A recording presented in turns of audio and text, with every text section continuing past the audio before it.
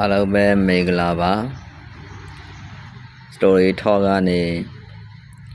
ပြန်လည်ကြိုဆိုလိုက်ပါတယ် Story Talk စီစဉ်မှာဝင်ရောက်ကြည့်ဆိုအားပေးနေကြတဲ့ပြည်လက်ကြောင်းချင်းစီတိုင်းကိုကျေးဇူးအထူးပဲသိရှိပါတယ်ဆိုတဲ့အကြောင်းပြပတ်ချင်ပါတယ် Story Talk စီစဉ်မှာပုံပြင်ကောင်းလေးတွေကိုနေ့စဉ်နဲ့အမျှအဲ့ဒါနဲ့ရလို့အချိန်ရလို့တက်ဆက်ပေးနေတာဖြစ်တဲ့အကြောင်း like subscribe အကြံပြုချက် comment လေးတွေကိုရေးသားပေးထားကြဖို့ရန်အတွက်တောင်းပန်လိုက်ပါတယ်ဘေးနာက notification လေးကိုလည်းပဲမလောတန်းကြည့်ဆိုနိုင်ဖို့ရန်အတွက်နှိပ်ပေးထားကြပါလို့ပြောကြပါရစေဒီကနေ့ story talk စီစဉ်မှာပြပြသွားမယ်ပုံပြင်လေးရဲ့အမည်ကတော့မိတ်ဆွေကောင်းလို့အမည်ပေးထားပါတယ်တခါတော့ကရွာတရွာမှာလက်သမားကြီးတဦးနေထိုင်ပါတယ်လက်သမားကြီးဟာနေဝင်မိုးချုပ်တဲ့ထိသူအလုပ်တွေကိုစ조사လုပ်ကိုင်းတယ်သူလက်ခွေးမှာထော်ရဲဆိုင်ပြိုးတယ်ပေါ့အဲ့လိုလုပ်တဲ့အခါကျတော့တနေ့တော့အခါမှာဒီလက်ခွေးထက်မှာခနန်းကြီးတကောင်လက်ကနန်းကြီးတကောင်တွေ့တယ်လက်ကနန်းကြီးကိုသူကမိတ်ဆွေလို့ငါချင်းလို့သဘောထားတယ်သဘောထားပြီးတော့ဒီလက်ကနန်းကြီးကိုသူကအသွားနေတာပဲလက်ကနန်းကြီးကတကယ်လို့နွားတွေကျွဲတွေလာလို့ရှိရင်နင်းပြီးတော့မယ်ဆိုပြီးမှဒီလိုမျိုးဘေးအန္တရာယ်အမျိုးကနေကောက်ွယ်နိုင်ပါတဲ့ချင်းကျုံးကသူ့ရဲ့ခပိုက်ထဲမှာဒါမိုးချုပ်တဲ့အထိပိတ်အိတ်ထားလိုက်တယ်ခပိုက်ထဲမှာထားပြီးပိတ်အိတ်ထားလိုက်တယ်မဲကငါလက်စားဖို့မဟုတ်ပါဘူးမဲအေးစေးအနာယူပါမိတ်ဆွေကြီးဒီလိုမျိုးပြောပြီးတော့မှသူကလက်ကိုထော်ရစ်တယ်ကနန်းကြီးလည်းသူ့ရဲ့ခပိုက်ထဲမှာအိတ်နေတယ်ငြိမ်ပြီးတော့သူ့ရဲ့စကားကိုနားလည်နေဟန်တူပါတယ်မေတ္တာတရားကြီးမားတဲ့လက်သမားကြီးရဲ့စကားကိုပေါ့နော်အဲ့ဒီလိုနဲ့နေလာလိုက်တာတနေ့တော့အခါမှာဒီလက်ကွင်းပင်မှာထမ်းပင်ကြီးတစ်ပင်ရှိတယ်ထမ်းပင်ကြီးအောက်မှာကလည်းငွေဟောက်တကောင်နေတယ်ငွေဟောက်တကောင်ကအစိတ်ပြေးတာပေါ့နော်ဒီငွေဟောက်ကြီးကဒီထမ်းပင်ရဲ့အပေါ်မှာလည်းပဲချီကန်လင်မယားနှစ်ကောင်နေတယ်ချီကန်လင်မယားနှစ်ကောင်ချီကန်ကြီးမကလက်သမားကြီးကိုကြည့်တယ်ပေါ့ကြည့်လိုက်တဲ့အချိန်မှာလက်သမားကြီးကသူ့ရဲ့မျက်လုံးဟာတော်တောင့်နေတာကိုဒီချီကန်မကမြင်သွားတယ်ပေါ့ကြည့်ကမှဒီလိုမြင်သွားတဲ့ကျွန်တော်ဒီလမကြီးရဲ့မြေလောက်ကိုငါစားလိုက်ရရင်တော့ကောင်းမှာပဲဆိုပြီးမှသူစဉ်းစားတယ်ပြီးတော့ကြည့်ကန်ဖို့ကိုပြောတယ်မောင်ရေဟိုလမကြီးရဲ့မြေလောက်ကိုငါစားချင်တယ်ငါကိုယူပေးပါလို့ပြောတယ်လူတွေဟာဒီလောက်ညံကောင်းတဲ့ပုဂ္ဂိုလ်တွေငါတို့လိုညံနေတဲ့ပုဂ္ဂိုလ်တွေကအဲ့လိုလုပ်ရင်ပြေးသွားမှာပေါ့ဒီလိုမျိုးပြောတယ်ကျွန်တော်မိမတွေဟာညံများတယ်ဒီနေရာမှာကြည်ကံမကချင်းအနေနဲ့တော့ယူလို့ပဲရမှာလဲအလုံးပူပေါင်းကြံစီပြီးတော့မှလုပ်ရင်တော့ရနိုင်ပါတယ်လို့ပြောတယ်မိမဘာအကြံစီလို့လဲလို့မေးတယ်ကြည်ကံဖို့ကဒီငါတို့နေတဲ့ထမ်းပင်ကြီးရဲ့အောက်မှာ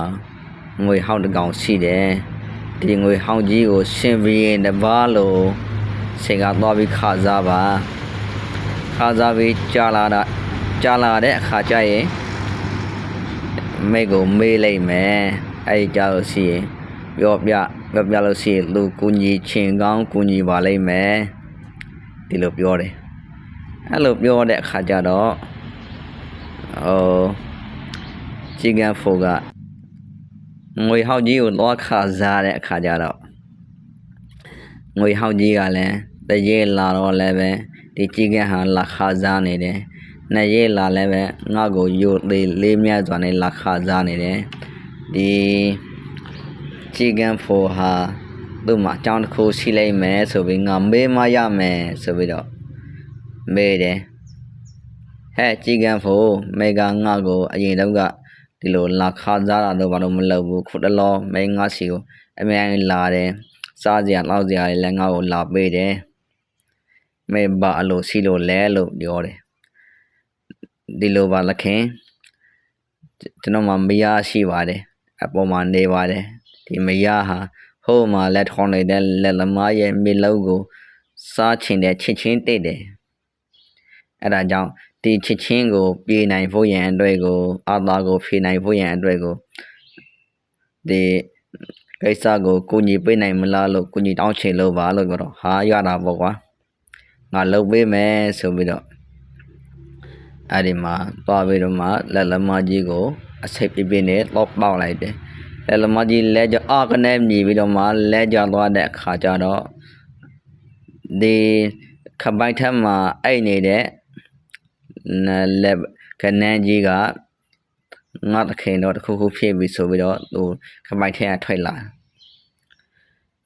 ပြီးတော့မှနဘေးဝဲရကြည့်လိုက်တယ်ကြိုက်တဲ့အခါကျတော့မွေတကောင်ပေါက်သွားတယ်ဆိုတော့သိတဲ့အချိန်မှာစောင့်ကြည့်နေတဲ့ဘကောင်လောင်လဲလို့နောက်ထပ်အဲ့ဒီချိန်မှာကြေကန်းကဒီမိလောက်ကိုထိုးဆိုင်နေတဲ့ကြေကန်းကိုတွေ့တယ်မိလောက်ဟာမိတ်နေတဲ့အကြောင်းလွယ်တဲ့တကူအထက်ကမိလောက်ကိုယူလို့မရခင်မှာပဲဒီလက်ကနက်ကကြေကန်းရဲ့လက်ဘင်းကိုလမ်းဖတ်ဆွဲလိုက်တယ်ဖတ်ဆွဲပြီးတော့သူကတနေ့ကိုအိတ်ထားတဲ့ပုဂ္ဂိုလ်ဆိုတော့အားရှိတယ်လေအဲ့ဒီမှာညှက်ထားလိုက်တယ်အဲ့ဒီမှာညှက်ထားပြီးတော့နည်းနည်းနာအောင်ထက်ညှက်လိုက်တယ်ညှက်ရတော့လငကြီးငွေရေးကဲပါအောင်ဆိုပြီးလမ်းអော်တဲ့ချိန်မှာအဲ့ဒီငွေကဟာဒီချင်းကန်ဒီလက်လမကြီးမလေးသေးဘူးလားမသိဘူးငါတော့ထပ်ပါအောင်မယ်ဆိုပြီးပြန်လာတဲ့အခါကျတော့ဒီငွေကိုပါတခါတည်းဟိုလိမ္မာကျန်တဲ့လိမ္မာတစ်ဖက်နဲ့ဖမ်းညှက်လိုက်တယ်မင်းတို့တကောင်လုံးခေါင်းမပြတ်ချင်ဘူးဆိုရင်အခုချက်ချင်းငါတခင်ခန္ဓာကိုယ်မှာပြတ်နေတဲ့အစိတ်တွေကိုပြန်နှုတ်စမ်းဆိုပြီးမှငွေကိုခိုင်းလိုက်တယ်ခါကြတော့အဲ့ဒီအချိန်မှာငွေကအစိတ်ကိုပြန်စုပ်ထုတ်ပေးရတယ်ငွေစိတ်ပြေတဲ့ခါကြတော့ဒီလက်သမားကြီးဟာသူပြန်တည်းရလာခဲ့တယ်ခါကြတော့ဒီမှာငွေရောကြေကန်းရောနှကောင်စလုံးဟာသူမိတ်ဆွေကြီးလက်ကနန်းရဲ့လက်မထက်မှာညတ်ဘီဘီလာဖြစ်နေတာကိုတွေ့လိုက်ရတယ်အဲ့လိုပေါ့နော်ဟုတ်ပြီလေကအဲ့ဒီအချိန်မှာဒီကောင်တွေဟာတကယ်ကိုဆိုက်လဲပြင်းတယ်လူလောကမှာဆိုရင်လူတွေကိုရန်ဆာနိုင်တဲ့ပုံကိုယ်တွေဖြစ်တဲ့အကြောင်းမိတ်တို့ကိုငါမထားဘူးဆိုပြီးတော့ level ဇော်လောက်ကဒီကောင်နှစ်ကောင်လောက်ကိုညှက်တက်ပြလိုက်တယ်ခေါင်းဖြတ်ပြလိုက်တယ်ခေါင်းဖြတ်ပြလိုက်တဲ့ခါကျတော့အကောင်လုံးဇက်သိသွားတာပေါ့နော်ဇက်သိသွားတဲ့ခါကျတော့အဲ့ဒီမှာဒီကိစ္စကိုဟုတ်ထမ်းပေပေါ်ကနေပြီးတော့မှဟိုကြေကန်းမကမြင်နေရတယ်ခါကျတော့တော်အန်ဒီရဲ့ရှိပါလားဆိုပြီးတော့မှအဲ့အကြည့်တဲ့အုပ်စုကိုသွားပြီးမှအနိုင်ထဲစင်းနေလောလုံးမိတဲ့ခါကျရင်ဉာဏ်ပညာရှိတဲ့ပုဂ္ဂိုလ်တွေဟိုသွားပြီးအနိုင်ယူဖို့ရန်အတွက်မလွယ်ဘူးဆိုပြီးမှအကြောင်းလန့်ပြီးတော့ဒီထပ်ပေမှာတော့မှမနေရဲပဲနဲ့အဝိတ္တရကိုပြန်သွားတယ်ပုံပြင်လေးကဒါပါပဲဒီပုံပြင်မှာပြောချင်တဲ့စကားလုံးတွေဟာအများကြီးရှိပါတယ်ဒါပေမဲ့လည်းပဲအကောင်လုံးဟာဗမာလူမျိုးတွေဖြစ်တဲ့အကြောင်းနားလည်ကြလိမ့်မယ်လို့ထင်ပါတယ်ဒီပုံပြင်လေးတွေကိုနားလည်ကြိုက်လိုက်တဲ့ဆိုရင် like subscribe comment လေးတွေနဲ့အားပေးထားခဲ့လို့ရပါတယ်ဆိုတဲ့အကြောင်းပဲရဲ့နဲ့ဆုံးသတ်လိုက်ပြရစေ story talk ပါနောက်ထပ်ဗီဒီယိုကောင်းလေးတွေနဲ့ပြန်ဆုံပါဦးမယ်